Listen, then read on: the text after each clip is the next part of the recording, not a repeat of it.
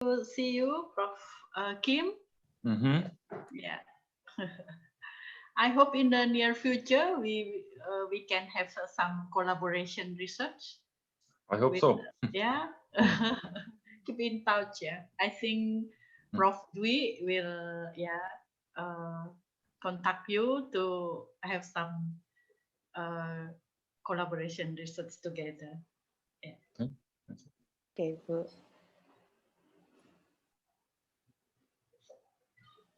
Okay, Professor Kim, you have already prepared the presentation file.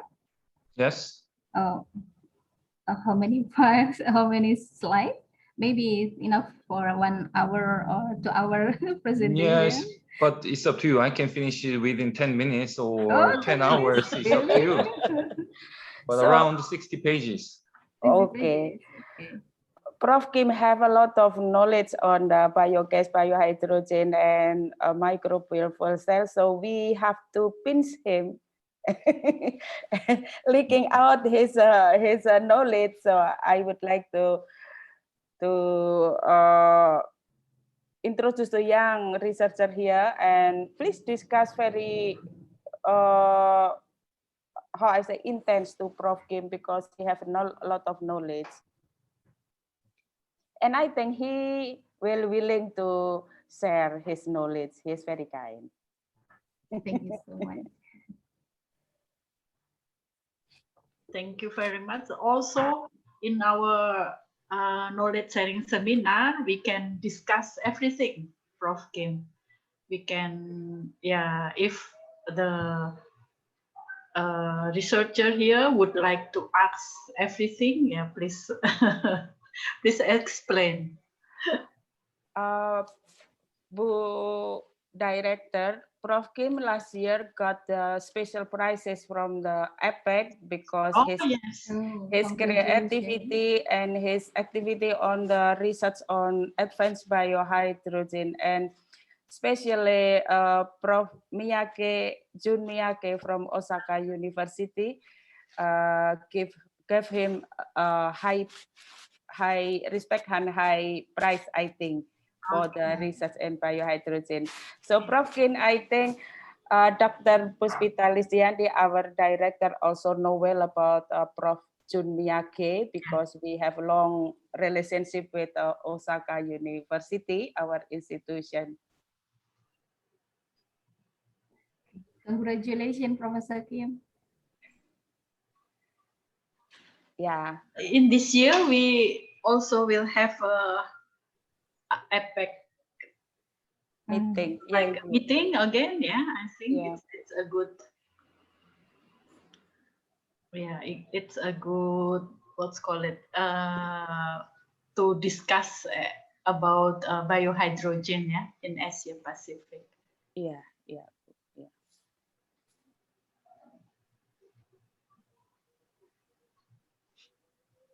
Okay, maybe we can start. Ma Wardah, please. Yeah. Ladies and gentlemen, may I please have your attention as we are about to begin. Thank you. Assalamualaikum warahmatullahi wabarakatuh. Good morning and best wishes to us all.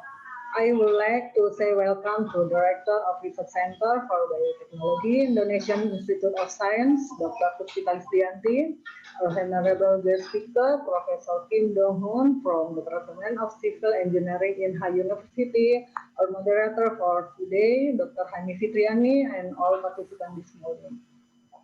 First of all, let's be grateful to Allah Subhanahu wa Ta'ala, who has given us good health and time so we can attend and participate in the knowledge sharing seminar today. Next, we would like to invite the Director Research Center for Bioteknologi LIPI, Dr. Puspitalis Dianti, to give welcome speech and open this knowledge sharing seminar. For Dr. Puspitalis Dianti, time is yours. Okay, thank you, Mbak Wardah. Assalamualaikum warahmatullahi wabarakatuh. Good morning, Prof. Kim, and then also Prof. Dwi, Dr. Hani, Dr. Maro, and then participants. Good morning, everybody. I would like to say first, firstly, happy Eid Mubarak. We already have 1 month Ramadan, and then yeah, we have Eid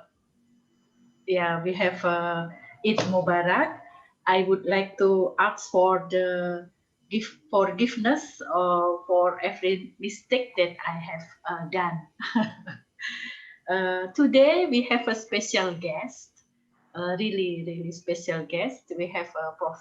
Kim from Korea, yeah, and then the title of his presentation is also very exciting for me also, yeah. This is a new or old approach, yeah.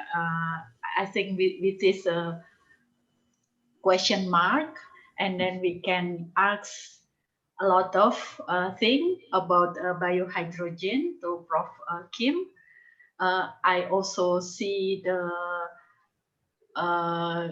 Scopus or Google Scholar of Professor Kim. It's a very, a lot of publication. Yeah, I think in the near future we can have some collaboration, not only with LIPI, but also I see the Pak Ashadi Sasongko from Kalimantan also, yeah, and then another person also that join in this knowledge sharing seminar. I hope we will have a fruitful discussion with this seminar. Thank you very much. Wassalamualaikum warahmatullahi wabarakatuh. Waalaikumsalam warahmatullahi wabarakatuh. Thank you for Dr. Krisdianti. Ladies and gentlemen, before we begin the main session, let us start by praying a prayer first. So the event today will run smoothly without any obstacle. Prayer start.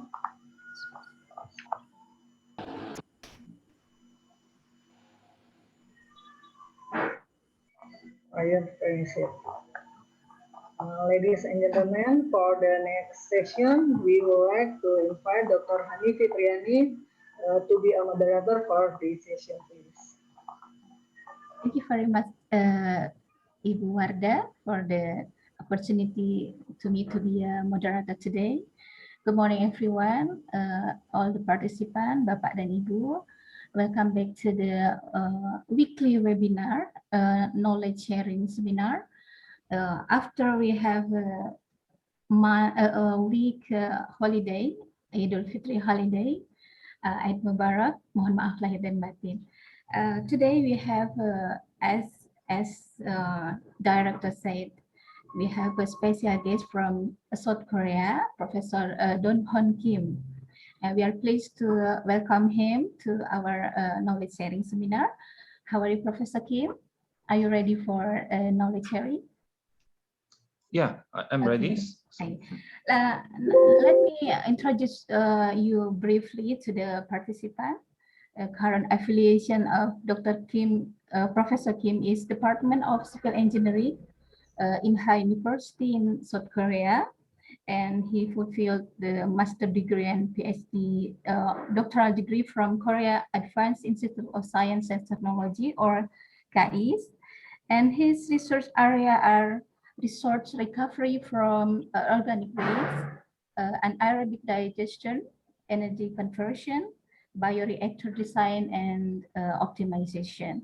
And so many publication was already known, and mostly about the biohydrogen and biomethane production. Before we start to hear the presentation or knowledge sharing from Professor Kim, I would like to invite Professor Dwi Susilaningsi to give a greeting or some speech. Professor Dwi, welcome. Thank you, Bu Hani.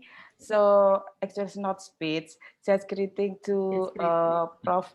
Don Hong Kim. So thank you for your willingness to join our knowledge sharing, and I'm very happy that you can share your knowledge in our weekly seminar.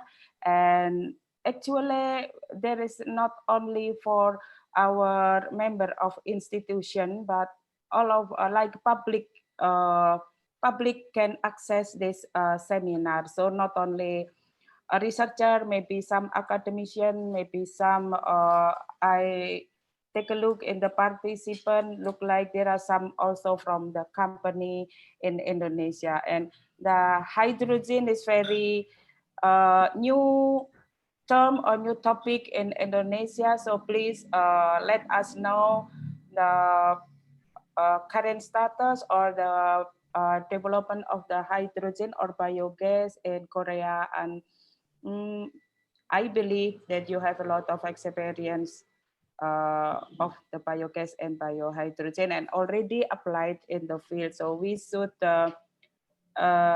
your knowledge sharing can be our lesson learned to people here. And also, I think a lot of young researchers also join this meeting. So maybe interest with your laboratory or your university. So once again, thank you very much, Prof. Kim, for your willingness. Thank you so much. Thank you very much for your nice greeting, Professor Dwi. And today, Professor Kim will share his knowledge with entitled New Approaches on Biohydrogen and Biomethane in Korea. Without further ado, for Professor Kim, please to give the presentation about 1 hour. Okay, time is yours, Professor Kim. Okay, thank you.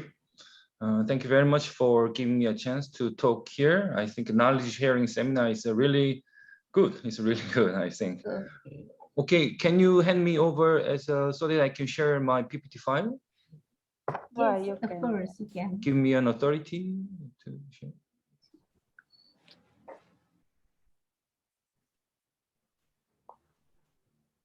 For the participant, for those who want to ask, you can drop your question into the chat room or asking directly.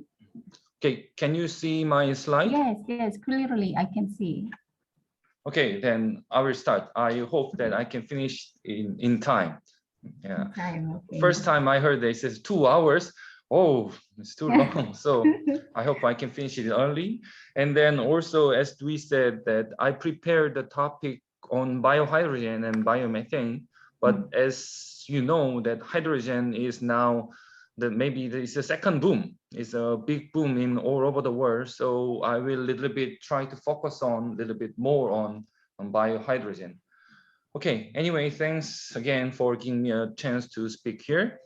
So my topic is new, but actually, as you can see, so there's a question mark. So it's not that much new, but how about producing biohydrogen in this way, using other way, but it's a quite an old one, but it can be a new. So I like to introduce some kind of new approaches to get more biohydrogen and biomethane from the organic solid waste. Please focus on that feedstock is organic solid waste. Okay, I really like to start, as you know, the anaerobic digestion technology, it has a function, as you know, in terms of energy sector and environmental sector. And then as you will see, the feedstock could be like food waste, livestock waste, and sludge, and also it could be the energy crop. And from the anaerobic digestion, as you know, we can get the methane, and also we can get hydrogen, and then they can be used as an energy. So, but if we just combusting it without removing carbon dioxide, we can generate the electricity, as you know. Okay, we can generate the electricity easy way, and also we can get the heat.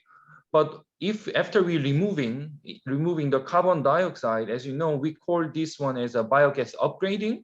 But after upgrading, we can use it as a vehicle fuel and grid injection. But also please remind that, okay, if you get the hydrogen, biohydrogen, also there is a 50-50. 50 is made of hydrogen and 50 is CO2. In particular, if you want to use the hydrogen, maybe in the like a vehicle sector or other purposes, you have to remove carbon dioxide, right? So it can be like a biohydrogen upgrading process. So in that case, but this upgrading process, it costs a lot. It costs a lot, but there's something that we can do in the fermentation sector. I like to introduce that part. And also, since we are cleaning this waste, it could be in terms of environment, it's one of the waste management, and also it is the greenhouse gas reduction. And since it is operated quite high temperature, also we can expect some of the pathogen removal. And also, since most of the carbon is now released, and only the nitrogen and phosphorus remain, also it is one of the way as nutrient recycling. Okay, as you will see, the research history of anaerobic digestion, it has started it's quite a long time ago, but I like to tell you since 1990, the basic study, process development, and then optimization up to like AI technology and hydrogen and microbial fuel cell and microbial electrolyte cell. And also, you know that diet is quite popular, direct interspecies electron transfer. This is quite popular, and this study has been started mostly from the Bruce Logan group, as you know, and also from some Massachusetts University, maybe Lovely group, and about the new feedstock things. But here, right now, I think that I like to tell you that biohydrogen is now second boom. Maybe as you know well, and also maybe you know that the conference, our symposium, ABBS, Asian Biohydrogen Biogas Symposium or Bioprocess Symposium, it has started like 2005. At that time, it was a big boom on biohydrogen, but maybe in all over the world, the fund is actually maybe in 2010, around 2010, it was almost finished. But right now, I think in our country and including other country, it is another second boom, I think. And also I like to mention about two things. The advantage of anaerobic digestion, we can get the energy, right? But do you think that this energy amount will have an impact on energy sector? I mean that, so we have to think about it. Although we are getting the energy, this is really then much enough, and that a lot. And the other thing is that, anaerobic digestion, it is the good method for the reducing greenhouse gas reduction. It's quite good, but it is really that much economical feasible. So I like to mention about these three things in my presentation. But first of all, anyway, the biohydrogen, hydrogen is a big thing. So I like to briefly introduce what's going on in our country, and then how much biohydrogen potential we can get from in our country. So, and then from the organic solid waste, and then how we can get production of high efficient and high purity biohydrogen directly from the fermenter. So I will introduce these things. Okay, this is the plan in our country regarding on the greenhouse gas reduction and hydrogen production. So as you will see, our country need to reduce this amount until 2030. So huge amount of greenhouse gas reduction should be done in our country. And then, as you know, Hyundai, right? Hyundai, Hyundai is a big vehicle car company. And then Hyundai, actually, they invested a lot of money since almost 1980, in particular on fuel cell. And as you know, in fuel cell, the hydrogen is really a good fuel. So in our country, right now, we are trying to develop the hydrogen vehicle, and also we need to try to use a lot of hydrogen. So in our country, 2 years ago, we made a kind of roadmap about hydrogen. So we hope in 2040, our objective is produce around 5.3 million tons of hydrogen per year. And then we want to reduce the cost reduction. As you know, right now, the cost of hydrogen per kilogram is between $2 to $6, depending on the technology. But anyway, we want to reduce it to 3,000 Korean won. 3,000 Korean won is similar with 3 USD. We want to reduce it, and this is our. And also we want to make clean hydrogen. But however, more than half is actually, it will be from the liquid natural gas. So, but as you know, if you're splitting it, if you want to get from the hydrogen from the natural gas, it should be done at high temperature. So it's another greenhouse gas emission. And also for your information, this year, these three big companies, this is $1 billion USD. They invested 11 and then 18 SK and POSCO. They invested this huge amount of money for the hydrogen thing, hydrogen vehicle and clean hydrogen production, and how we use the hydrogen utilization. So please, this is for your information. Okay, this figure briefly show that advantage of biohydrogen. As you know, biohydrogen, it could be the green hydrogen. It's green hydrogen. And also you have heard about the gray hydrogen, right? Gray hydrogen is these things. So if you split the LNG, it can be the gray hydrogen. But main advantage of biohydrogen is we can get as a CO2 neutral. So we can get the hydrogen from water, but it's very difficult technology to be applicable in the practical. But if you produce the hydrogen from the biomass on the dark condition, and as you know, it is called as a dark fermentation, we can get hydrogen. But anyway, the main disadvantage of dark fermentation, you will get another like organic acid. And this acid, from this acid, we can generate also another hydrogen. But here in this dark fermentation, as you know, is a thermodynamically favorable way. But the latter process is thermodynamically unfavorable pathway. So it means that in order to make it act, we need external energy. This external energy can be from light or electrical potential. And if this energy is coming from the light, we call it as a photofermentation. And if from the electrical energy, we call it as the MEC, microbial electrolysis cell. But okay, so by this way, we can generate the hydrogen, right? And if this carbon dioxide will buried to the underneath, we can make it the bioprocess as a CO2 not just CO2 neutral, we can make it CO2 negative, right? Okay, this is a biohydrogen project roadmap in Korea. As you will see, actually I was one of the, there were two members for making this roadmap. Is a little bit 5 pages long, but I made it short, and I was one of the guy to make this roadmap. But in the short term, in our country, for the biohydrogen, we are not going to work on the fermentation, because fermentation, as you know, it will take some time to be practical. But in our country, we want to do a scale up. We want to make a more huge amount of biohydrogen. But as you know, this will be done from the biogas splitting. We call it as a methane reforming, right? So that the first goal is a demonstration of hydrogen production from organic waste, but this is from the biogas. I mean, by anaerobic digestion, you will get methane, and this will be split. And this will be demonstrated, we hope, in a very soon time.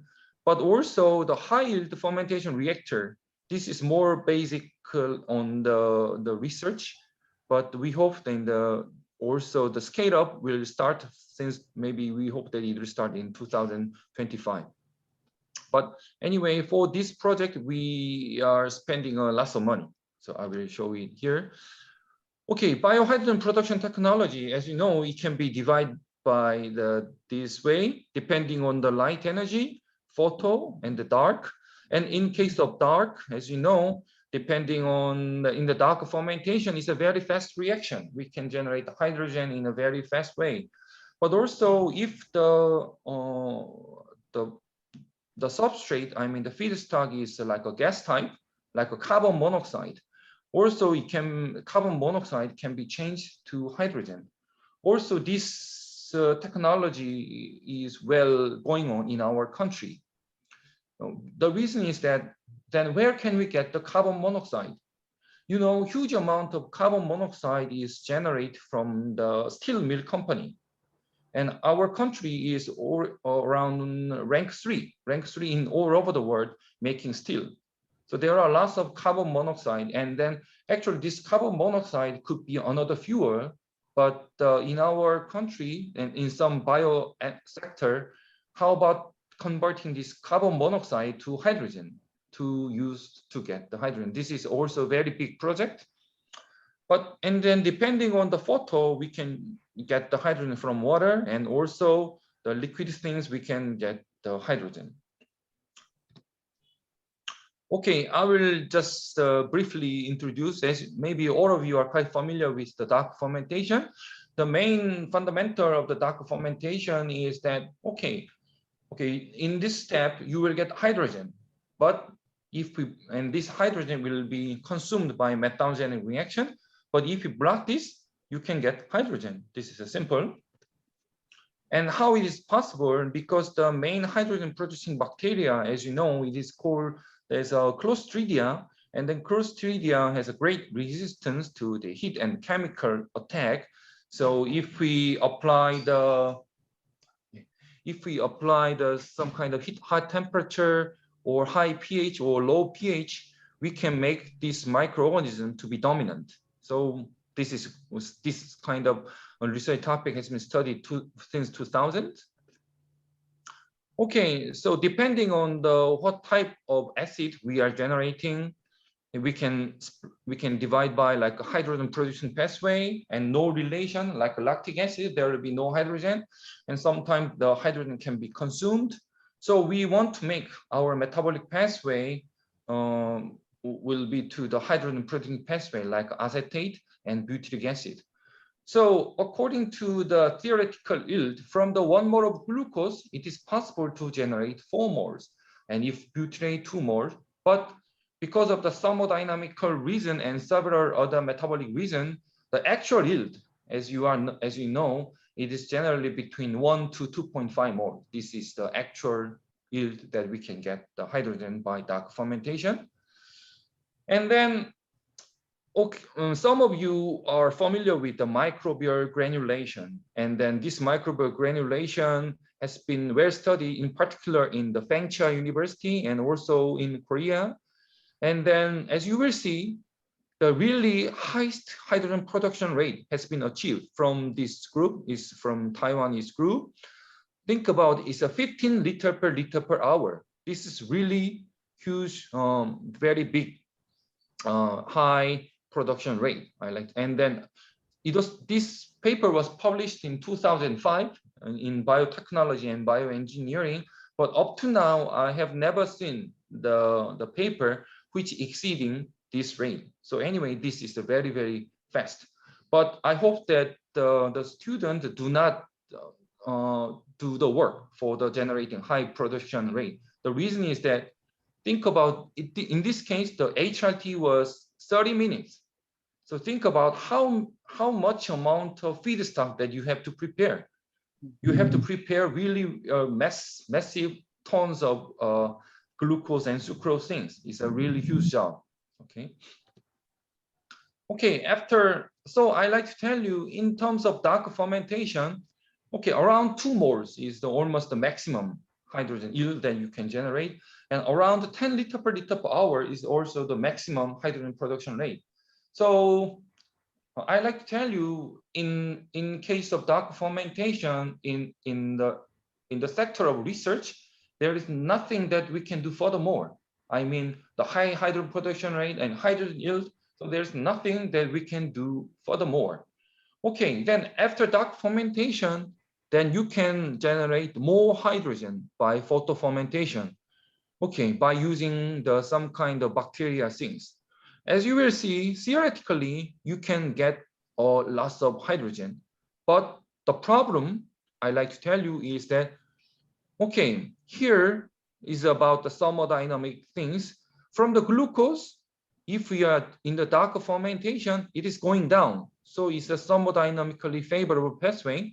But if you want to generate more hydrogen by photofermentation, it is going up. So you need an energy. So this process actually takes long time, very, very long time. So how long? Okay, here is an example. So I have an experience operating also photo fermentation, but think about, okay, if you are feeding the 1 kilogram of food waste in the exogenic reactor, only 5 liters is required. But in photo fermentation, you need 160. So I'm not sure whether this can be practically applicable. So it should be reduced a lot, at least like lower than 50 liter. But 160 liter is a huge space and huge footprint is required. So that's the main problem. Okay, then getting the hydrogen is quite difficult by biohydrogen, I mean the biofermentation process. But also maybe some of the Indonesian group has worked on generating hydrogen and generating methane. It's a two-stage system. So also I have an experience on that. So if you have a 1 ton of food waste, you can generate around 20 to 30 cubic meter of hydrogen. And then later on, you can generate around 40 to 50 cubic meter of methane. Okay, if we just compare in terms of volume, you will see that, oh, it is something. I mean that amount of hydrogen, it is not that much bad. But if you are considering the energy calorie, actually this should be divided by 4 in terms of methane. So this amount of methane calorie you can produce, but in terms of hydrogen, it is quite limited. So maybe you are familiar with the COD. So in terms of COD value, only less than 10% can be converted by hydrogen, and the rest of over 70% is actually you can get from the methane. So because of the reason, then how can we get more hydrogen in our country so that biogas reforming is going on? So per year, around 10 million USD. It's a very big project. This amount of project is going on for the methane reforming in our country. But I want to make from next page, but I like to tell you that by this process, how much amount of hydrogen can be generated from the organic solid waste in our country. But as you know, methane reforming is another greenhouse gas production pathway. So I like to introduce another way, which I like to make emphasis on the new, but this is not new. Okay, then methane steam reforming is quite well known. So as a theory, from the methane, you can generate up to like 4 moles. But this is a maximum, but generally around 3 moles is you can obtain. It's a chemical reaction, so it's a much faster. It's a much fast and then stable. As you know, in operating dark fermentation, it fluctuates a lot, but it is stable. But the disadvantage is it is operating 700 Celsius degree. So per kilogram hydrogen, it costs 10 kilowatt hour. So then it should be from another fossil fuel, right? Okay, then I like to show you the calculation. I mean that from the organic solid waste produced in our country, how much amount of biohydrogen we can produce. I mean from the dark fermentation with methane reforming. So in Korea, this amount of food waste and 10 times of it is livestock waste. And then this amount of sludge, sweet sludge is produced. It's a sludgy cake. And then there are like characteristics in terms of volatile solid, and the COD is given in here. So hydrogen production, then how much of hydrogen was produced? As I explained you, then in case of food waste, I mean the food waste, the hydrogen conversion efficiency in terms of COD is around 8%. But as you know, in case of livestock manure and sludge, by dark fermentation, you can generate quite limited number. The reason is that livestock manure sludge is mainly made of protein. And from the protein, by dark fermentation, you can produce hydrogen quite limited amount, maybe almost negligible. Because of that reason, we express the hydrogen yield like a mole of hydrogen per mole of carbohydrate or more hexose, right? carbohydrate is the only thing that we can generate hydrogen. So it is quite limited. But since the livestock manure, it occupies a huge amount, as you will see, a huge amount is produced. By dark fermentation, we can generate this amount of around 50,000 tons of hydrogen per year we can produce. But also in dark fermentation, you need to spend some amount of electricity because you need an agitation power, right? So agitation power, this amount of is required. So this amount of electrical energy you need to consume for generating this amount of hydrogen.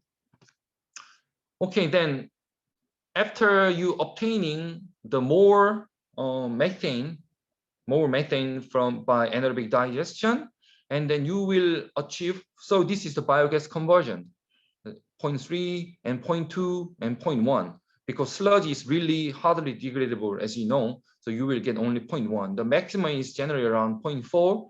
So by using this value, and then methane consumption production efficiency, you may generate, so you can get more, like a fifth than 500,000 tons. So think about, okay, you will get 10 times more. You will get 10 times more hydrogen. It is done, but you need to spend also 10 times, maybe much more, not 10 times. You have to spend more than around almost 5 million kilowatt hour per year you have to spend. Okay, then what is the new approach that I like to introduce here is that, how about use the ammonia? Ammonia, actually 5 years ago, ammonia was just, there was a research trend that how about using ammonia as just a feedstock, I mean in the vehicle. So in our country and also in Japan, there was a study, how about manufacturing the ammonia fueled car? So ammonia was just a source, but because of the boom in the hydrogen, ammonia is now recently, it could be a hydrogen storage method. So as you know, hydrogen is very difficult. Hydrogen is very difficult to store. It costs a lot of money.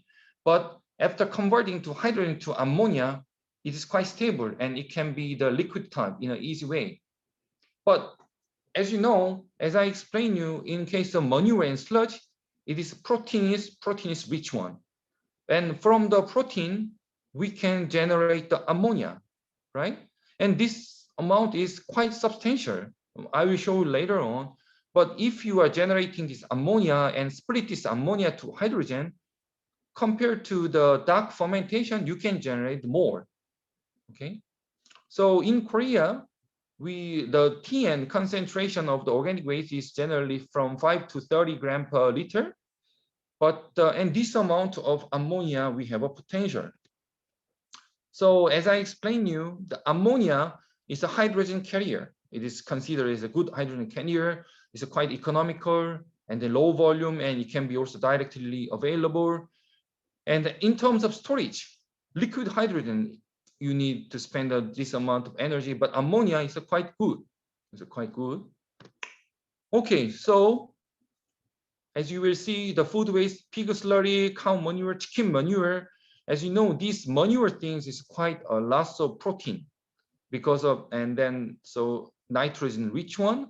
So from them, by anaerobic digestion or ammonia, and right now in our group, we got a little bit big size project about ammonia fermentation. So not producing the methane, but how about producing ammonia? As you know, in anaerobic digestion, it will take 30 days, 40 days, but only for the producing ammonia, it will take around only 5 days. So here you can generate the ammonia from this manure in a very short time. So by using this value and calculating it, you can generate this amount of hydrogen. But compared to the dark fermentation, you also need 2 kilowatt hour, which is a little bit higher. But compared to the methane reforming, it is much more environmentally friendly one. So finally, then I like to show you Okay, from the dark fermentation and then methane reforming, you will generate this amount. It's not that bad. It's quite huge amount. According to our target in 2040, it occupies around 10%. But after ammonia reforming, you will generate another this much. So I like to tell you, from the organic solid waste produced in Korea, around 90% we can get it from the ammonia reforming and the dark fermentation 8%, but still huge amount is methane reforming. But I like to make a comparison in here. It's quite important because we want to save Earth, right? So in case of technology, dark fermentation and methane reforming, per kilogram of hydrogen, you have to spend this amount of electrical energy. But in case of dark fermentation with ammonia reforming, it is reduced. So I like to propose the process with dark fermentation and ammonia reforming for the hydrogen production. But anaerobic digestion, you will get methane. But how about using this methane as it is, not splitting to hydrogen, because it is another greenhouse gas emitting process. Okay, so, and then also, I like to introduce one of the biohydrogen research work that I am working on, and I got this project last year, and it will going on for 3 years. As you know, the hydrogen yield, there is a limitation, and hydrogen production rate and hydrogen content, there's a limitation. So because of the limited time, I will give you a presentation a little bit quickly. But then how about thinking about this hydrogen content, the purity? The hydrogen content from the gas is only 40 to 6%. But then what is the way to produce 90% one? So in the fermenter, if we produce 90% hydrogen, that is quite good, in particular for the economic point of view. So we are working on this project. So I'm working on the high pressure fermentation. So high pressure fermentation, and then also this is a collaboration project with the Yonsei University. In Yonsei University wants to achieve the high production rate using the dynamic membrane, and then Korea Maritime is working on the MEC. As you know, the fundamental, the limitation of MEC to be a practical one is that it is depending on the electrical surface. So if you want to scale up, you have to install lots of electrodes. It's a huge burden, and maybe it is not can be practically applicable. So this group is trying to make an electrical field-based MEC. The concept is like this. Okay, here is a electrode thing, but inside, how about making some kind of electrical field? And this electrical field can work to make thermodynamically unfavorable reaction to make favorable. So it's like this. Like if you have a 1 ton of reactor, long time ago you have to put 100 electrode. But if you are applying this, you can just install 10 electrode. So this work is going on in our group. But since it's an ongoing research work, I cannot introduce these two guys' work, but I can briefly introduce my work. This is quite simple. As you know, the Hellis constant. According to the Hellis constant, as you know, the CO2 is well dissolved compared to the hydrogen, and hydrogen is not dissolved. But if you are operating the reactor at 1 bar, it is nothing. But if you are operating the reactor like a 10 bar or like a 20 bar, you can get the advantage of this different Hellis constant. I mean that the CO2 dissolution will be increased, relatively more increased. And also about this, we have published a paper before in 2018, but we could achieve only around 80% at that time. But the problem encountered at that time was the pH decrease. So after adding some kind of digestative, and also after we adding some kind of calcium ion, we could achieve around 91% recently. And also recently, we have tried to add like a carbon nanotube, CNT, inside the fermenter. And right now, recently, we could possibly achieve 93% of hydrogen content. And also, it was a batch type reaction, but here is another continuous operation. So if it is operated 1 bar, you can obtain only 50%. But think about if you're operating 5 bar, you can achieve like a 76%. So you can get the high content one in a fermenter in a short, like in a simple way. So this is the ongoing work in my lab right now. Okay, so I'll briefly then introduce the biomethane things very briefly about how we enhance the amount. Okay, so as you know, the #1 country for the biogas is Germany. But you know, in Germany, the main feedstock for the biogas generation is coming from the energy crop, not the waste things. So because of that, 5% of electrical energy they are getting from the biogas. As I know right now, almost 8%. It's a huge amount. But in our country, we don't have that much amount of energy crop. But I hope that in Indonesia you have a lot of pome, right? So maybe it is possible up to like 1% or 2%, but in our country it cannot be done. So I was trying to calculate also biogas potential in Korea using the food waste and sludge cake and the livestock waste. Okay, we can generate around 1 million TOE. But you know, in our country, we are spending a lot of energy, maybe world rank around 10. So we are consuming almost 0.3 billion TOE. So it is 0.5, less than 0.5%. So it's up to you. I'm not sure whether this amount is a 1 million TOE is that much substantial. I mean, to have an impact on the energy industry. So maybe the guy who is working on the fossil fuel thing, 1 million TOE, this is nothing. This is very small amount.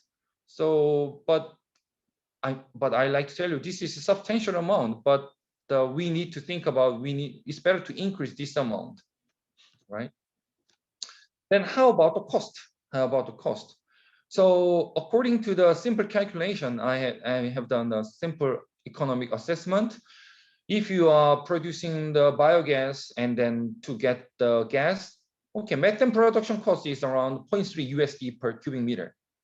But you know, the natural gas cost is 1/3 of it. So in terms of energy carrier, it is still not that much economically feasible one, right? That's the problem. So during these days, not using as an electricity, but the upgrading is more popular in all over the world. So from the biogas, also in hydrogen, okay, 50 and the 50. So you have to remove these things to use as a vehicle fuel or as a gas grid. But this table shows that biogas, this is the biogas production cost, but operating cost, it is more. Sometimes like 3 times more expensive. It means that then it's better to reduce this cost. Then how can you reduce this cost is maybe the next step of study that we need to do, right?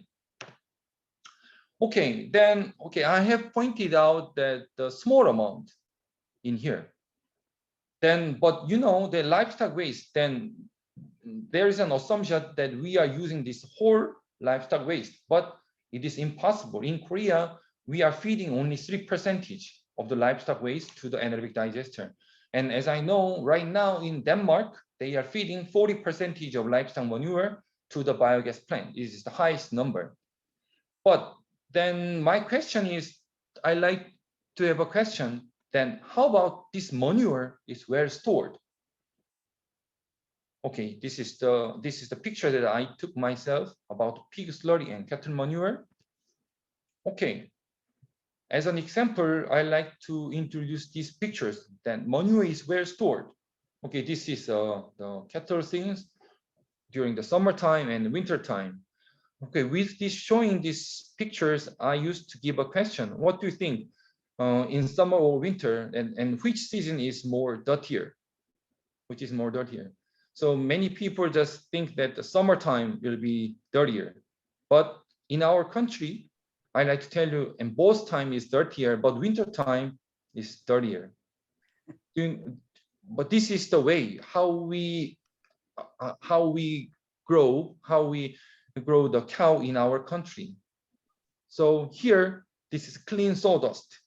So the sawdust is the purpose of sawdust is, as you know, observe the urine, maybe the water content in the manure things. And then in the summertime, this urine and the manure, as you will see, they will be easily dried because of the high temperature. But in winter time, as you will see that these cows are coated with their manure. So in winter time, this is not that much well dried. So it will be, the manure is accumulated very short time. But anyway, this manure will be kept outside with the very, very long time, sometimes like 1 to 6 months.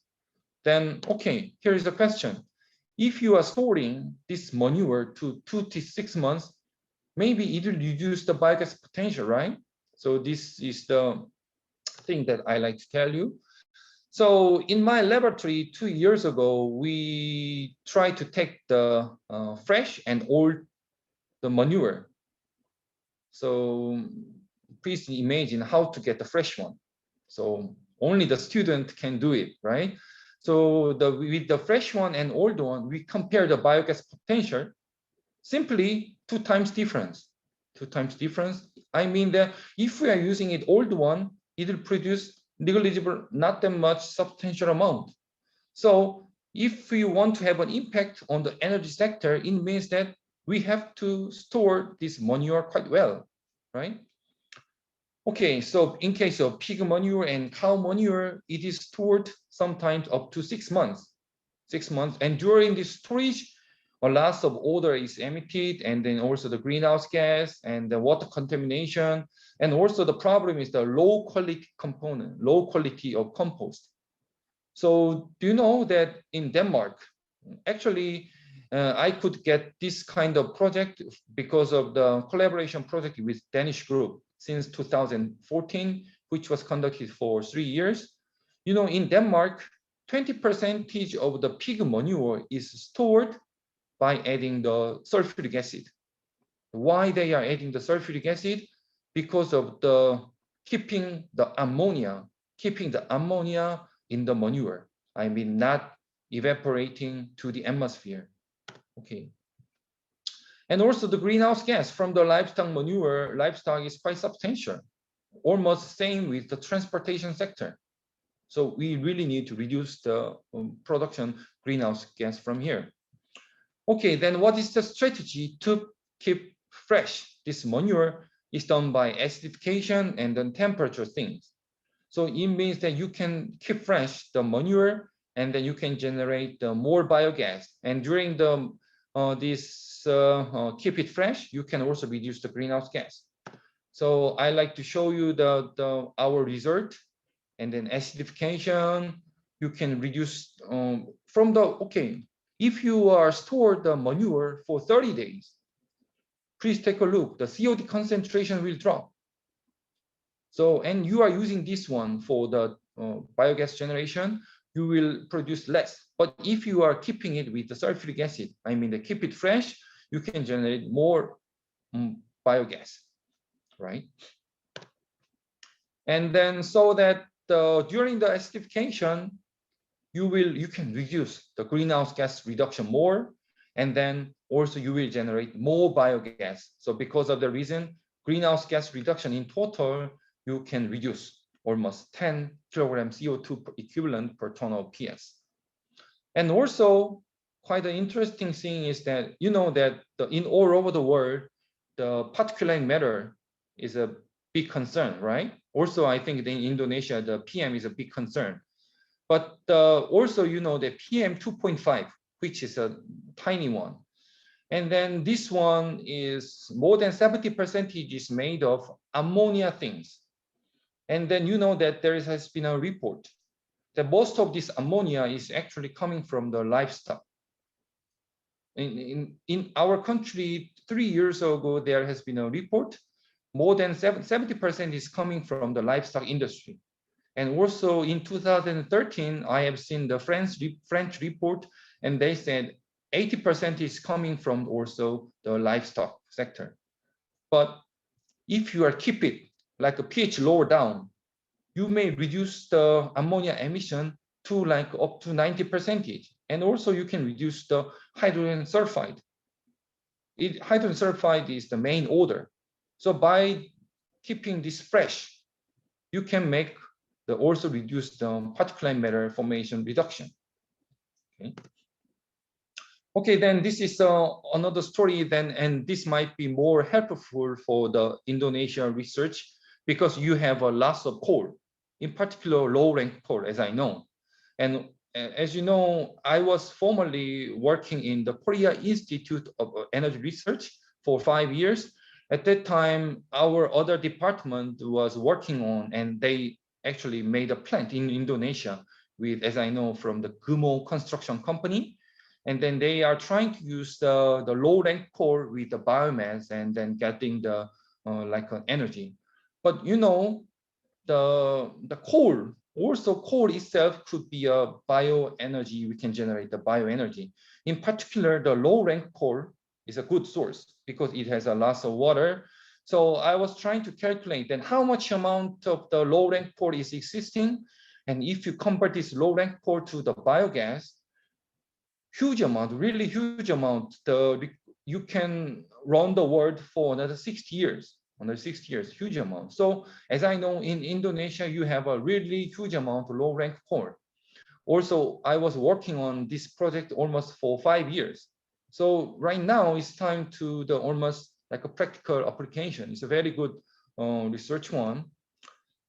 Okay, and then another one is methane is a new battery. This is okay, you have heard about the power to gas. So if you are talking about the power to gas in European country, it means that what is this gas is a methane, not hydrogen. They are in European countries right now, they are not that much focusing on hydrogen. The methane thing is more.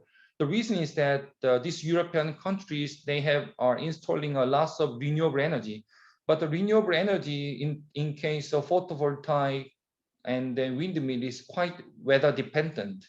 So there is a peak load. So you know that this amount will be just gone. But you can store by a lots of new battery. But as you know, this battery is a waste and environmental hazard is a kind of problem. Then how about store this excess power to methane? Is another huge trend. But okay, but think about then how can we make power to gas? Okay, the electricity first converted to the hydrogen by water splitting. And then this hydrogen now turned to a methane. This is the way. Then you can easily might guess that since the hydrogen, since there is another conversion process, then you will lose more energy, right? But in fact, please take a look on the right side figure. Okay, if you have a surplus power for hydrogen production, you will lose 50% because you are conversion. So as you know, energy conversion is always accompanied with the loss of energy. And then if you are converting to the hydrogen, there will be another loss because of the storage things. But if you are converting to methane, you will have another loss. But methane is good to store. So finally, same. If you are storing as a hydrogen, if you are storing in methane, I like to tell you the final is 35, starting from 100. So but the methane is really easy to store, and then this hydrogen conversion to methane, it can be done in the biogas. So this is called the biological conversion process. I mean that how about putting the hydrogen to anaerobic digester? And this is going on also in our country and China and then several European countries. Okay, then this might be the last one, but I will briefly tell you. This is also generating the high methane content biogas, not 50-50, but 90% of methane. So the one way is that also high pressure one, operating high pressure. But if you are operating high pressure, also there's a limitation. But so the one limitation is that in case of low strength, it can be done, but high strength, you need a very, very high pressure up to 100 bar.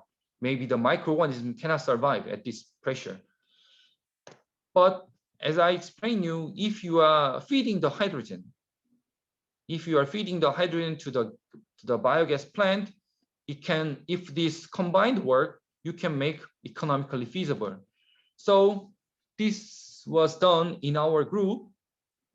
Like initially, we are trying to increase the pressure, starting from 1 bar, like a 3 bar, and then 5 bar, 7 bar. But at 5 bar, then we initiated to add hydrogen. So finally, we could achieve almost 91% of the methane content in the reactor. So the main thing is that, okay, here anyway, we have fed the hydrogen, but hydrogen is also quite cost. It's quite cost. So we want to reduce the hydrogen supply. But since this operation was done at 5 bar, it can be easily done. We can reduce a lot. Per gram COD, it was possible to reduce this much. So we can say it's economical. Okay, so I like to make a small summary. Actually, also in our group, we are working on the diet work, and then we have one project regarding on. Actually, in order to make the biologic process like a biohydrogen and biogas to be feasible, we can try to use the new feedstock like a coal thing and then electrical energy, but also preservation is quite important. And then high pressure is quite important for the economic feasibility. And then by this way, I hope that the fermentation technology could be has an impact on the energy sector. Okay, this is the references. And then if you are interested in our research work group, and then there are 10 papers I like to show you here about the production of high content methane.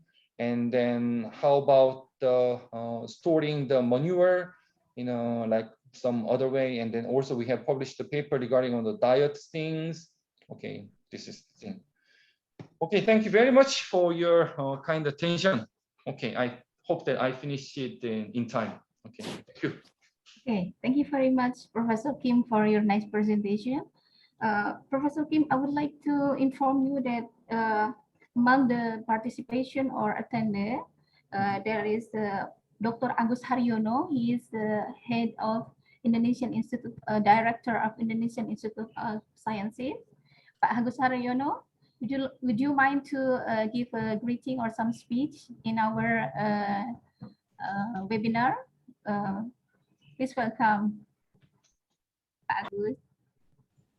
Thank you, Ibu Hani. Can you hear my voice? Yes. Can you hear my voice? Yeah, thank you.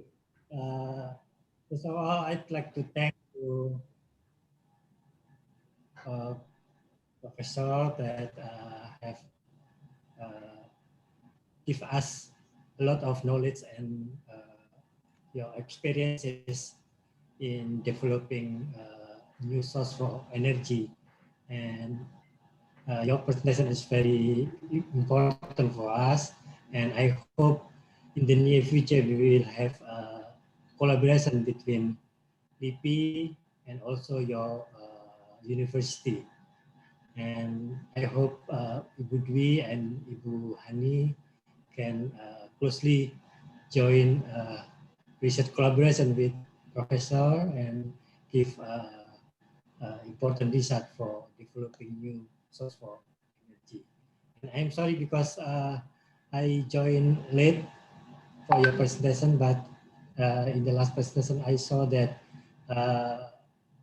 you mentioned that hydrogen production is also important, that Ibu Dwi and Ibu Hani maybe in the future will produce a new source for hydrogen production from Indonesian natural resources. Thank you, Professor. Okay, thank you. Okay, Professor Kim, would you mind to stop your share screen? Okay. Okay.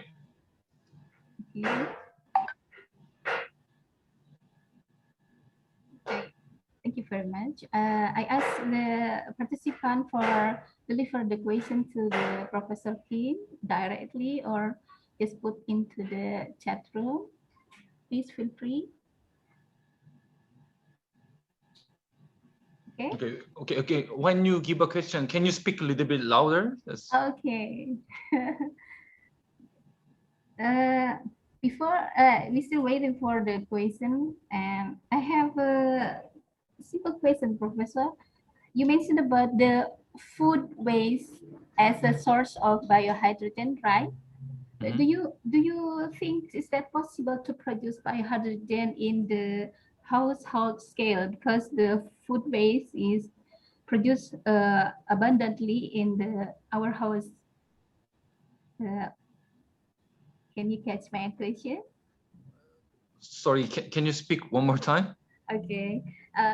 You mentioned about the food waste, right, as a source of the biohydrogen. Is that possible to produce biohydrogen in the household scale? Because the food waste produced abundantly in our house, for example, from vegetable, from how to say fruits that we eat every day. So this is the simple question for us, but I think we need the answer from the experts like you. So is that possible for us to produce in our house biohydrogen? Okay, so getting the biohydrogen from the food waste is actually that was my PhD thesis topic. Yeah. Oh, really? Okay, so yeah. Food waste is a quite dirty one, and then but to generate the biohydrogen from the food waste, there is one difficult task is that indigenous non-hydrogen producing bacteria. Oh, I That's see. the big problem. Okay. As Yeah. you know, maybe in particular in Indonesia, your country much hotter maybe than our country, right? Yeah. So if you put the food waste outside, it will be decomposed in a very short time. In a very short time, right? So, and in our country, the composition of the food waste, around 50% is made of carbohydrate. And then this carbohydrate, I like to tell you, this is the only source for generating the biohydrogen from the dark fermentation process. But in the like winter time, this carbohydrate will be kept, but in our country. But in the summertime, this food waste, the carbohydrate will be decomposed. So actually, I was involved in a little bit big project for the scaling of dark fermentation using food waste. But I like to tell you, in the summertime, since the carbohydrate content is quite negligible, it was not working well. And also, it means that then why it is degraded? Because of the indigenous microorganism, in particular the lactic acid bacteria. Because this lactic acid bacteria already degraded the carbohydrate. And then, as you know, this lactic acid bacteria is a non-hydrogen producer. So if they are feeding into the reactor, although initially you have a loss of Clostridium, which is a main hydrogen producer, but the dominancy can be changed because of the continuous addition of the lactic acid bacteria. Okay, so because of the reason, then you have to pre-treat. You have to pre-treat the food waste. Like you have to boil it. You have to boil the food waste, but I'm not sure whether boiling the food waste or adding high pH or lowering down pH is a good way. But the other way is that possible way, how about operating the dark fermenter? It's better to operate it like a 55 Celsius degree. I mean that little bit thermophilic temperature. Maybe then it might be a little bit possible because the indigenous bacteria they are coming from the ambient temperature around 25 or 30 Celsius degree. So since they are coming into they are approaching the 55, they cannot survive. So maybe this might be the way, I think. But I'm not sure in Indonesia, what is the main content? I don't know what is the main content of your food waste. In case of like China and then Taiwan, as you know, it's quite oily because more than 30 to 40% is made of like lipid things. But from the lipid dark fermentation, also you cannot generate the biohydrogen. I see. So it depends on the characteristic. But I hope that in your country you have lots of carbohydrate and it can be done. But you have to consider many things. Okay. Thank you for your nice answer. Ibu Dwi, Professor Dwi, do you have any comment or additional information about the biohydrogen in Indonesia, biohydrogen research in Indonesia? Thank you, Bu Hani. We are lucky today, Prof. Kim, because head of Indonesian Institute of Sciences, Mr. Agus Haryono, Dr. Agus Haryono, Bapak Agus Haryono is attending this meeting. So before I talk about the research hydrogen in Indonesia, especially the biohydrogen, I think Prof. Kim know well about our laboratory activity because we almost every year we meet in the ABBS meeting, in the APEC meeting, and we discuss and exchange the like updating our activity. So in this point, I do interest in what you mentioned about methane reforming. As no Korea going there. So the strategy, and as you know well, Indonesia have ome, Indonesia have cow dung, manure that we just threw out in the environment, so in the landfill. So I mean, what do you think will be the best strategy to produce the hydrogen and then goes to the methane, or directly to the methane production, not through the hydrogen stage production? I mean, to do the methane reforming, you are suggesting two steps there: hydrogen production and then the hydrogen convert to be the methane. How about if we add directly to produce the methane using the methane bacteria or that anaerobic on that anaerobic digestion or dark fermentation? What's your idea? Okay, there can be several scenario, as you said. Okay, maybe the easiest way. Actually, also I like to tell you the dark fermentation for the generating biohydrogen by using the actual waste is really difficult. Is some of the student and maybe you have an experience, is quite difficult to make it stable. But anaerobic digestion, the generating biogas, it can be stable. So I think the one scenario is just generating the biogas, just generating the biogas, and then also during the biogas also you will get the ammonia. But also, and then you mentioned about the cow manure, and then some of you are familiar with that ammonia inhibition, right? Yeah. So if you are just using the manure things, if it is exceeding like 5,000 milligram per liter of ammonia, it will inhibit the anaerobic digestion. But if you are stripping out the ammonia, and this ammonia, as you know, at the pressure more than like a 10 bar, it can be liquefied.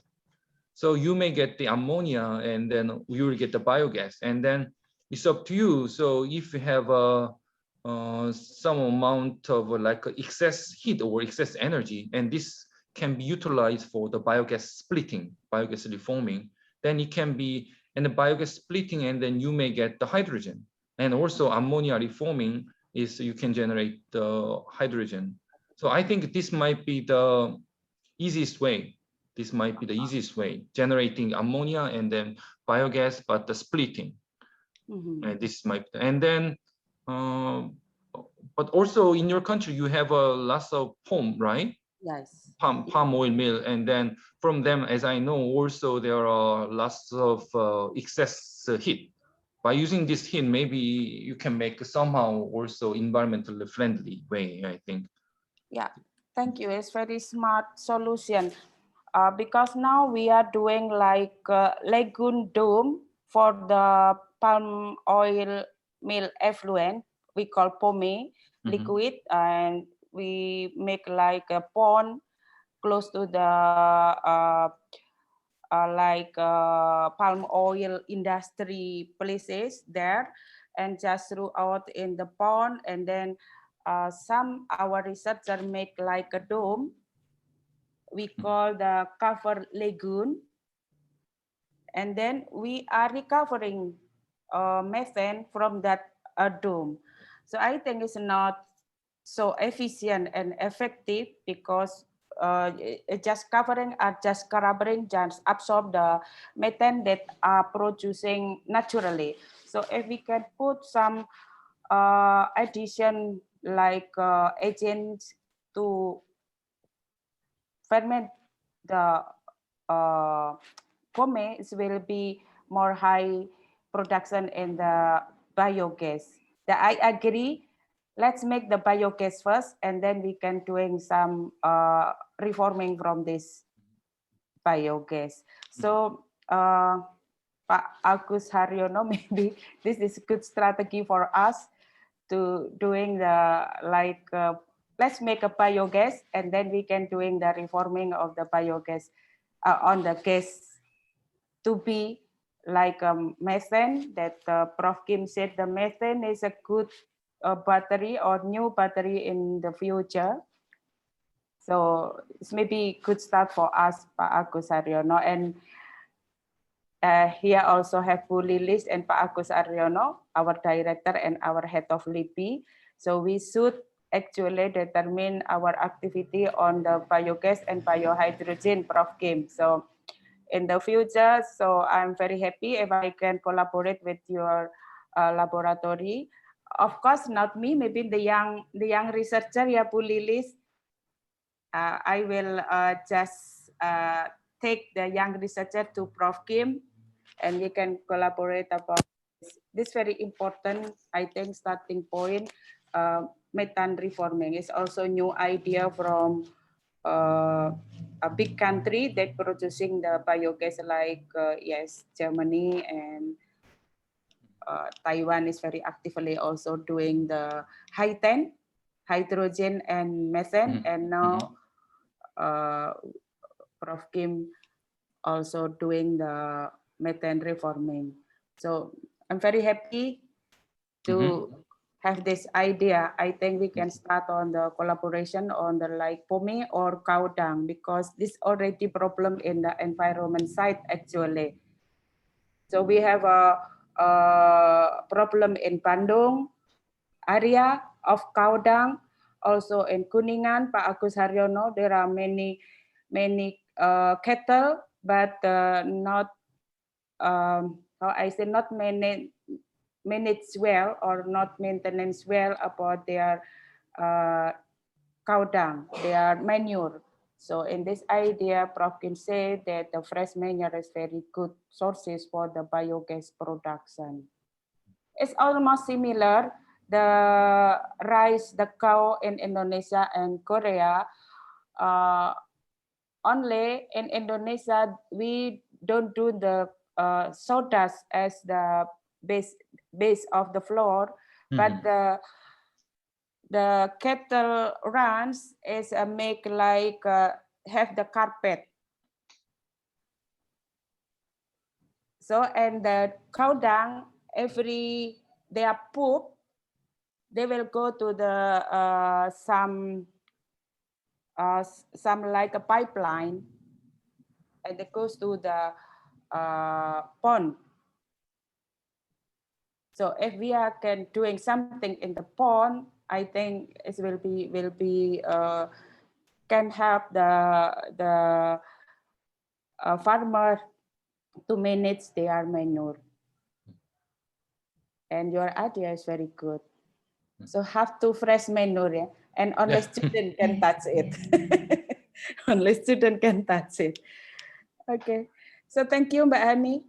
Okay, thank you very much, Bu, for your opinion.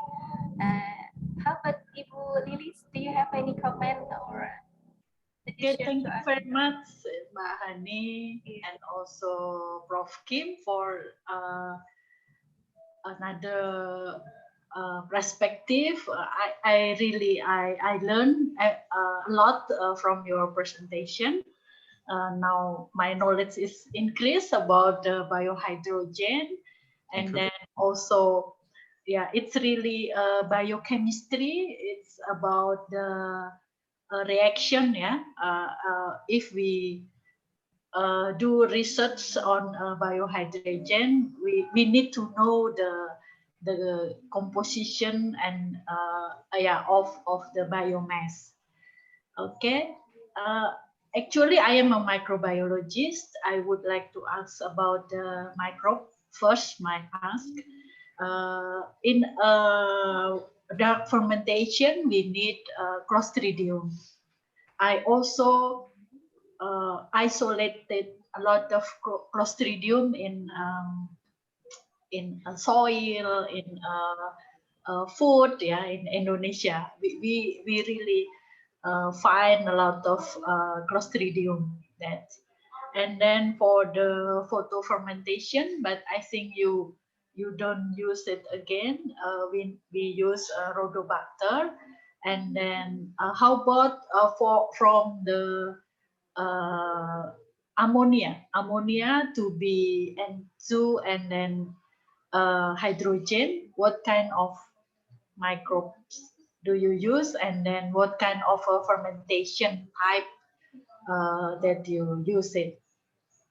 Yeah, the fermentation or photo fermentation. It's my first question. And then the second question is about a bioreactor. It's really we need an expert on make it a bioreactor in our institute. We have a lacking of researcher on to make a bioreactor. I think it's very important. Yeah, we have to learn from you. Can you explain how to make what's called it, I think cheap or friendly use of a bioreactor? Do you make it?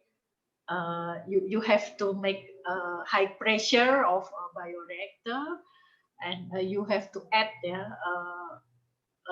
high pressure to the bioreactor. I think it's the point, yeah, the important point to make a biohydrogen or to make some product. We need a really good researcher that know very well about the bioreactor. I think you know well about that one. Yeah, and then the third one is about microalgae. From your point of view, what is the potential, yeah, or possibility of microalgae to make a biohydrogen?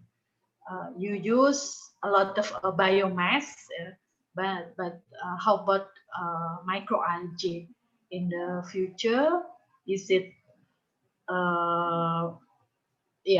is it a prospect, or what kind of also bioreactor that we need to make microalgae use for biohydrogen? Yeah, that's 3 points from my question. Thank you very much. Okay, three questions, and then okay, the first one is as I heard is about what type of microorganism I am using for the ammonia production, right?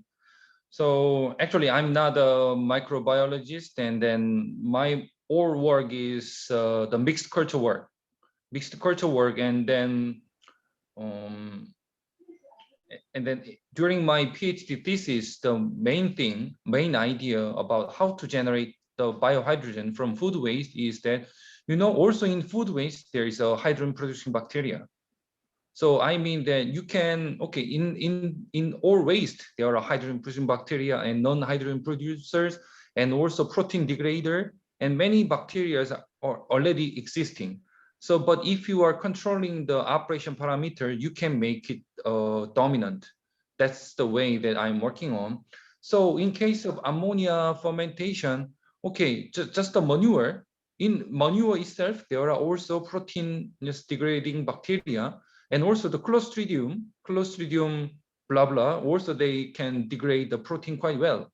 So I don't actually, I have never isolated something, but I do the microbial community analysis, and then there are many Clostridium, and as I know, also the SRB also can degrade the protein so that they can produce the ammonia thing. And then the second question is related with how can we design, how can we operate the high pressure reactor? So okay, when I explain the high pressure reactor, many guys give me a question like, do you increase the pressure? But actually, this is not. So this is very simple idea. And also, I think that many students has experience, like you are using, sometimes we are using a serum bottle, like a glass bottle, and do the like batch type of methanogenic like reactor. And then, as you know, the gas will be fulfilled inside. So it means that if you are just blocking, if you are blocking the gas out, the gas pressure will be automatically increased, So this is the way. So we want to tell it's a kind of auto-generative high pressure reactor. But as you said that this reactor can sustain up to like a 20 bar. So 20 bar, so it should be made not like an acrylic or not like a glass. It should be made of stainless steel. And also you have to use the pH sensor, which can sustain up to like a 20 bar. It's actually more expensive, but we are using it. So, and then this is it. And also you can connect like a regulator, pressure regulator. So for the safety, if the pressure is, right now I'm working on only like a 5 bar. So if the pressure is higher than 5 bar, I mean, it reached like a 5.1 bar, automatically the gas will go out.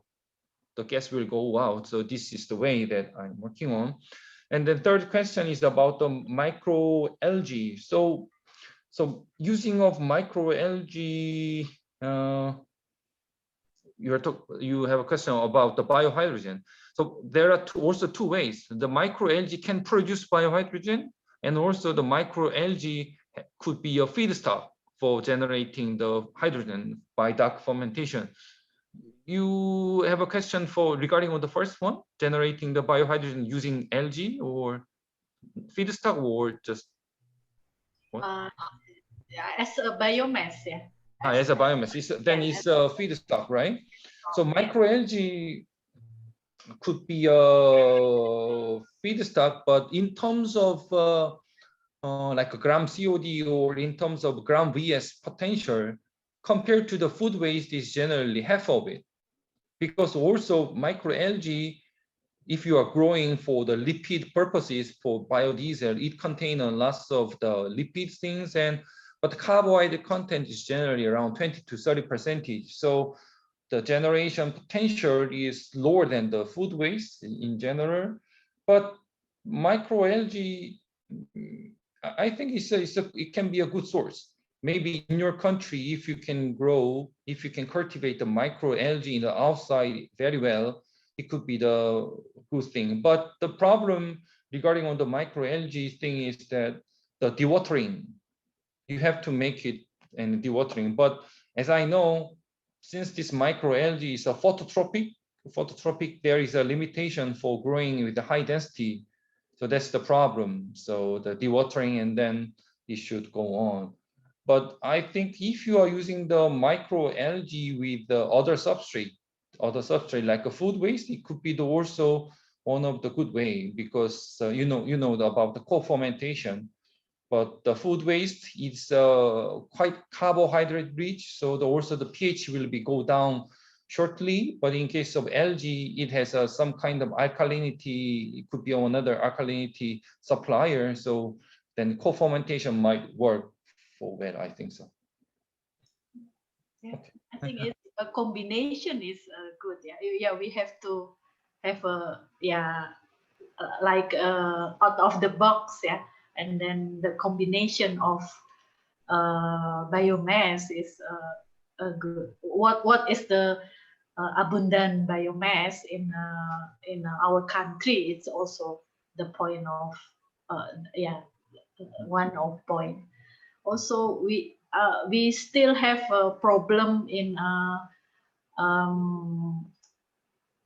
supply chains of the waste. Like maybe in your country, the waste is already full in one place, but in our country we have to collect from the farmer, and then the farmer is a small, not a big farmer like in your country, I say. Okay, thank you very much. Oh, one more, it's about bioreactor. I have interest on this one. You make it, what is the capacity of bioreactor do you use? Like 1 liter or 100 liter, 100 liter? Yeah. To design your results. So it's better to be big size, but in case of biohydrogen, since the HRT is very short compared to the anaerobic digester, we are operating less than 5 liter. But in case of biogas, since the HRT is long, we try to operate the bigger size, like 5 to 10 liter, like that. But also I have an up to last year we have operated also pilot scale one, like a 30 ton. Big size, not outside. Yeah. Okay. Yeah, I think it's we need to learn from you more about the bioreactor. Thank you. Thank you very much. Exactly. Thank you very much, Bu Lilis, atas pertanyaan for the question. And we also have a question from Ibu Irika Anggraini from Pertamina Corporation.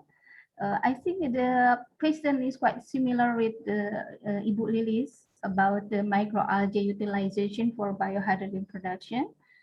I asked Ibu Irika, do you have another question, or already enough with the explanation from Professor Kim? Okay, I just seen that. Okay, after the extract the diesel things, and then I mean that we call it as a maybe lipid extracted algae, right? From the lipid extracted algae, also it is possible to generate more hydrogen. But when we are extracting the diesel, I mean this lipid, there should be a hexane or sometimes like chloroform. They might exist, and this will be also inhibit. This will inhibit the biohydrogen maybe fermentation process. But also I have one paper published regarding on this, but I think it depends on the concentration. At certain extent, although there can be inhibition, the hexane is not that much inhibitive. So actually I don't remember the number yet, but if you are searching with my name, with the hexane and then biohydrogen thing, you may you can find the paper regarding on this. Then how much in, but I don't have any kind of possible scheme to remove the hexane or like other organic something in from the debris things. Okay, Bu Hani, one more thing. Okay. Prof. Kim, how about the strategy using the carbon monoxide, CO, or COD to be the new energy, like hydrogen? Only fermentation, or you have some another strategy to do it? Okay, it is also so carbon monoxide fermentation is also quite well known. It's from the biological point of view. But in Korea, in 2005 or 2006, one institute went to the Pacific area with a very big ship, and then in the very underneath, like 1,000, like a very 1,000 meter deep, they could isolate it.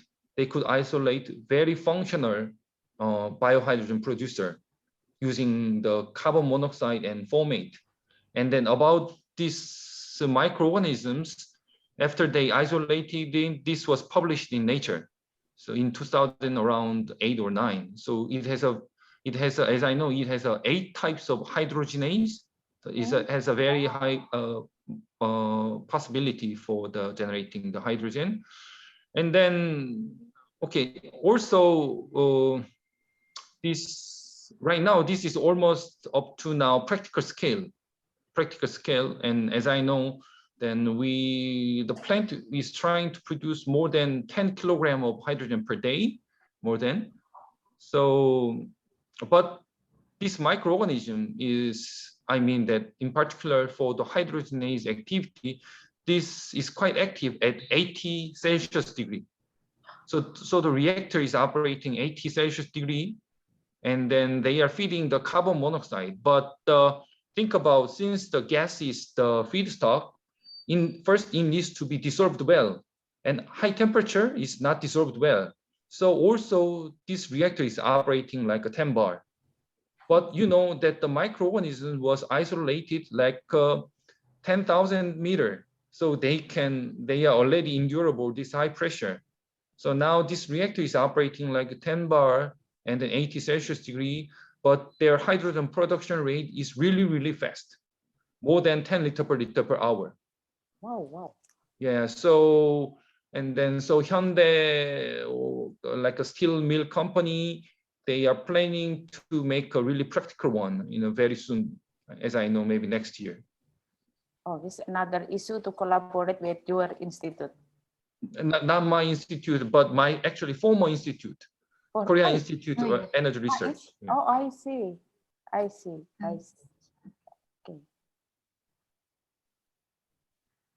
Okay, that's enough, Professor Dwi. Yes. Okay. Thank you. Is that okay? Okay. Is there any question from the participant? Welcome. Maybe from the Kalimantan participant, I forgot the name, Pak Hadi. Siapa Bu? Pak Hadi, Pak Tri Hadi. Do you have any? Pak Hadi, do you have any comment on question, Pak Asadi? Yes, thank you, Dr. Hani. I'm Asadi Sasongko from Institute Teknologi Kalimantan, new state university in Kalimantan or Borneo, the closest campus to the candidate for the new capital of Indonesia. My simple question, based on the presentation, there are several big projects in Korea for industrial production of hydrogen. How is the procedure of waste separation, especially for food waste? Does it work well or not? In some offices in Indonesia, there is waste separation, but when it collected in trucks to truck shelter, it is mixed again. And I think habit or culture is still a problem in Indonesia. Thank you. Okay, your question is in Korea, how we treat the food waste, as I understand.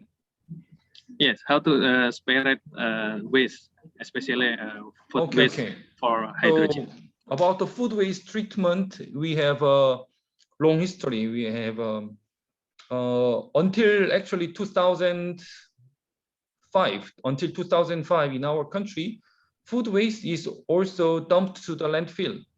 There was no separated cans. But since 2005, in our country, the food waste is totally separated from home and then from the restaurant. It's totally separated. Then how we treat this food waste, and also I mean that in every houses and every apartment you have a separate can for the storing this food waste. And then right now I'm sure that our country is the #1 in all over the world that's separating the food waste. We are doing very well. And then this food waste, but they will transfer to the food waste recycling facility, not energy generation, I mean the recycling facility. So from this recycling facility, how the food waste is converted to compost, and then or mainly like animal feedstock, animal food. This was the well done until actually 2 years ago. But one problem is that when you are making a compost and when you are making an animal feed, or lots of the secondary wastewater is generated, which we call it as a food. If you are Googling maybe from Korea, like a food wastewater, you can find out what it is. The huge amount of this wastewater is generated, and then this wastewater actually until 2013 it was dumped to the ocean totally. But since 2013, as you know, because of the London Convention, it was prohibited. And then we have to find out how we treat this wastewater.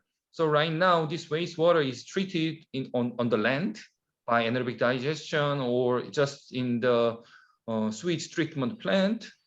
But 2 years ago, there is another big concern regarding on the making animal food from the food waste.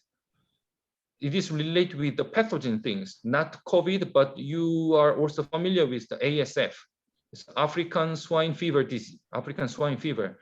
So if the food waste, if the food waste contain some kind of ASF viruses, then also after making a feed, then this can still survive in the animal feed.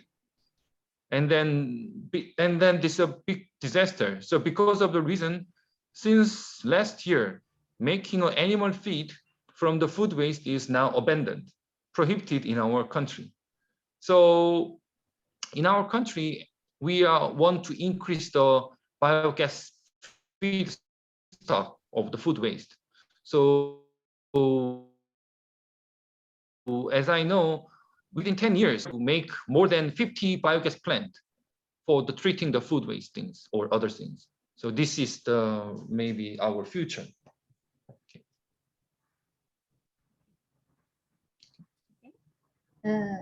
Any question? So 100 minutes. 100 minutes. Okay. If that is my question, before we end this session, I have one question for you, Professor Kim. Due to you are a role model for the young researcher who has many achievements, would you mind to share the advice or motivation to our as a young researcher or young student to how to say, to line up our activity or achievement like you? Do you have any motivation for us? Please share your advice or as a role model of the young bright shining researcher. Okay, it's a very, very difficult question. Oh, really? But I like one very important thing is that working on biohydrogen and biomethane thing is quite a dirty job. And also, first one, really, you need to be strong. You need to be healthy. You can waste the whole night. Not waste, you can spend the whole night without any still with lots of energy. So I hope that many students should do the exercise to make you, or not just your body, but if you are healthy, then you can have also clever idea. And also the other thing is that although the researchers are mainly working on the school, in the college things, but it's better to know that industry thing. Okay, according to my experience, actually I got a PhD in 2008, and then I was trying to find out to the postdoc, but actually at that time I was trying to find a good university like in the United States and also UK. But at that time, you know, in UK, there was no guys. No, I cannot find any guys working on anaerobic digestion. But right now, there are many guys are working on at that time. So, but the thing is that the industry is changing. Industry is changing, and then also the topics are changing. But so always it's better to follow the industry, because we are, okay, some of you are scientists, but I like to tell you we are engineer. So engineer always based on the is based on the industry, and then I wanted to know the impact your research work industry. So actually, as I give you an example, okay, I am working on anaerobic digestion, and then if I do a lot of work, but I can only provide less than 0.5% of energy on or in our country. But I like to tell you, this is different. Some guys don't know. Many students do the work. Okay, if I finish my PhD and if I discover the new process, this will change the world. But actually, although you have a good achievement, it is only less than 1% of it. So, but the student who knows these things, they will make they will get a novel idea how to improve. So as I suggest you can try to use the core, or you can try to use some other things to make an impact. So, okay, so two things: try to do a lot of exercise, and then try to be familiar with the industry and think about your impact on the research things. Okay, this is it. Thank you. So it is a Prof. Kim lunchtime, Dr. Hani. Okay. But there is a question. Is that okay if we you give an answer for this question, Professor Kim? There is a question from Fahmi. Fahmi asks about the methane is a new battery. About methane is a new battery. Is there any criteria of ways to make it efficiently? So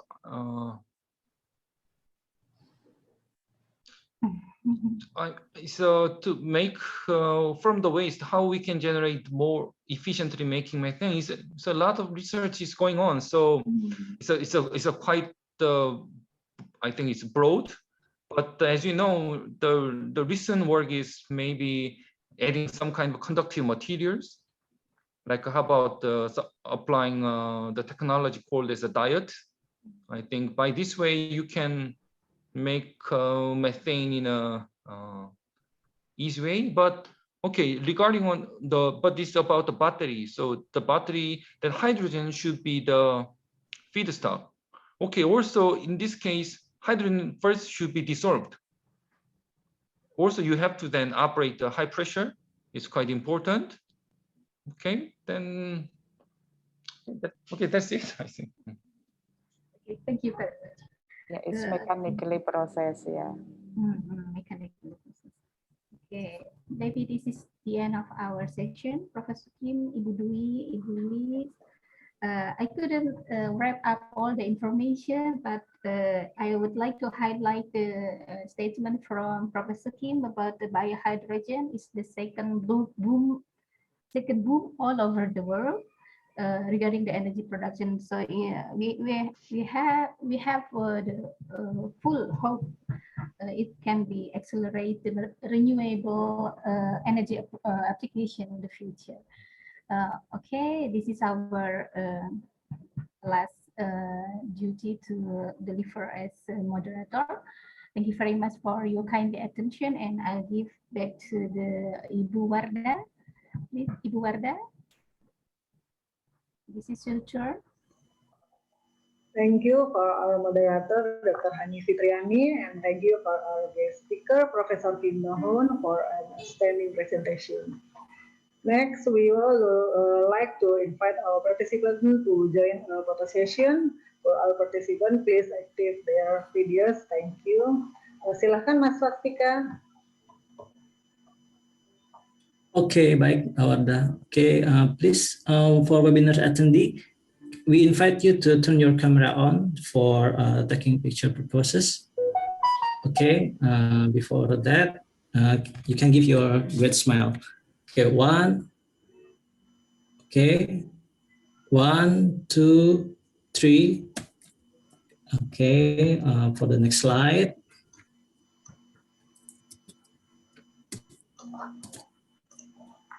One, 2, 3. Okay. And this is for the last slide.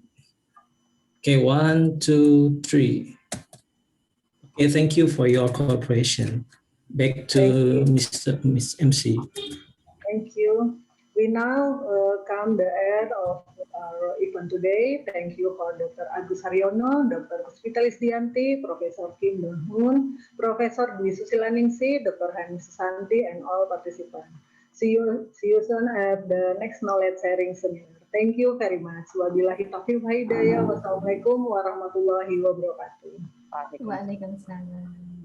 Thank you, Prof. Kim. Okay, thank you.